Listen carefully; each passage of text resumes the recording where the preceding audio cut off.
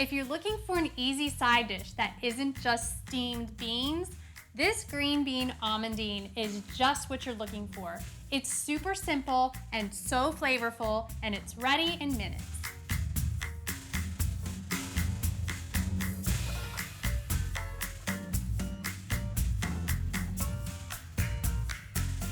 Hey everybody, I'm Kelly with Suburban Soapbox, and today we are making green beans almondine. I know it sounds fancy, but it's super simple to make, and you can have it on the table in less than 30 minutes. To make your green beans almondine, you're going to need, obviously, some green beans.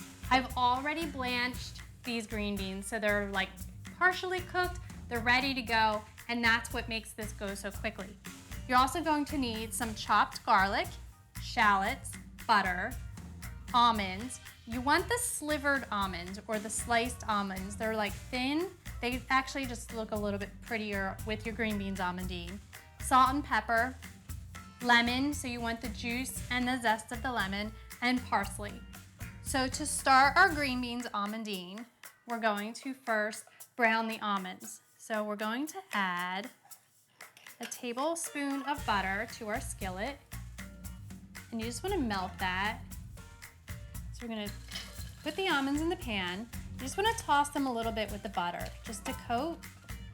And then we're going to cook them just until they're golden.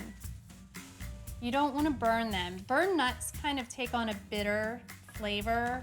It usually takes about 2 to 3 minutes to brown your almonds. All right, our almonds are almost toasted. And you don't want to skip this step. It just adds another dimension of flavor to your green beans almondine. I'm just going to take these out. Really didn't take long at all to toast them up. So don't skip that step. I'm going to turn the heat down a little bit and wipe out my pan. You want to wipe out all of that butter and the oil from the almonds. We're going to add the rest of the butter to the pan and melt that. And I'm going to add the minced garlic and the shallot. You can add them both at the same time if you want. They're going to cook pretty quickly, so you just want to toss that together. So that's looking good. And to that, we're now going to add our green beans. So I blanched the green beans in boiling water for about 3 to 4 minutes, and then immediately throw them into a bowl of ice water to stop the cooking process. That just gets your green beans going. It makes your process of cooking your side dish later on a lot easier. This is something you can do early on and then store them in the refrigerator until you're ready to cook. So we're just going to add the green beans to the pan.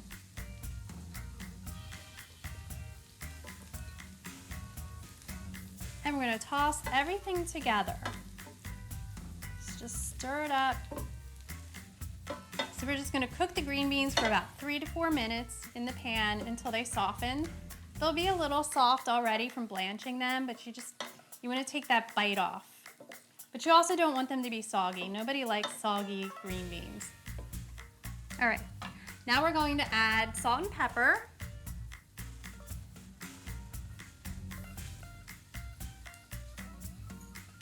I'm going to add the zest of 1 lemon.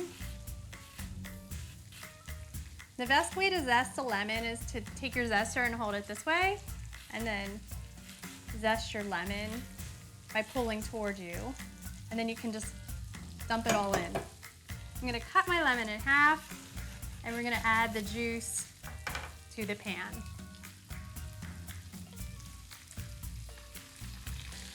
And then just give everything a toss. Cook it for about 2 more minutes, and then we're going to plate it. So our green beans are just about done. I'm just going to chop up a little bit of parsley just to put on top. It just looks really nice sprinkled over top of the almonds. Because the almonds are so brown, this just kind of adds a little pop. Plating your green beans, I like to use tongs because I want them all to go kind of in the same direction. It just looks neater that way. If you just want to throw them on a plate, you certainly can do that.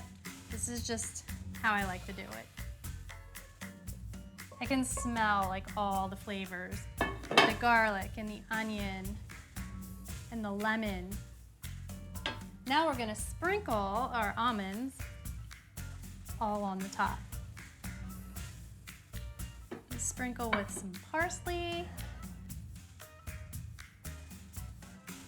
And now you can wow your friends and family at the next holiday gathering.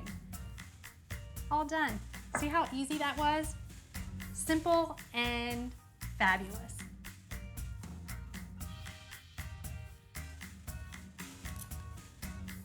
It's absolutely zesty and crisp.